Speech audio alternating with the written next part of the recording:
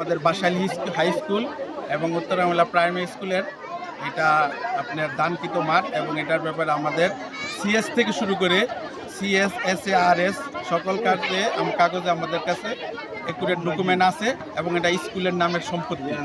এখন কিছু ভূমিদস্যু মামলাবাজ তারা এই মাঠকে এই কমলমতি শিক্ষার্থীর কাছ থেকে সিনিয়র নেওয়ার জন্য তারা একটা পায়তারা করছে, মামলা করছে।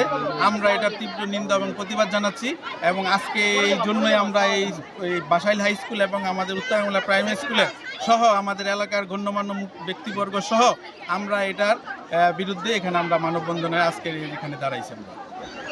আমি সাবেক জাতীয় দলের ফুটবল প্লেয়ার।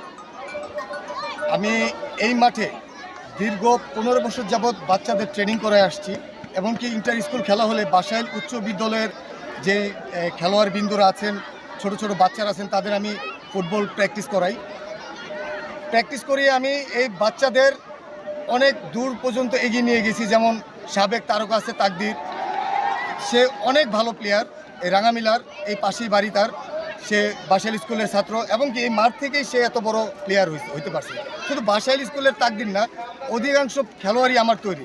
তো আমি তারেক রহমান স্যার এবং আমাদের প্রতিমন্ত্রী আমিনুল হক স্যারের কাছে বিশেষ করে আমি একটা অনুরোধ করব যে এই মাঠটি যাতে ভূমিদস্যুর হাত থেকে বাঁচান, আমরা যাতে খেলাধুলাকে এগিয়ে নিয়ে যেতে পারি। যেমন তারেক রহমান স্যার বলেছিলেন, ক্রীড়াই হলে পেশা, পরিবার পাবে ভরসা। আপনাদের এই ভরসাকে এগিয়ে নিয়ে যেতে চাই আমরা বহুদূরে, যাতে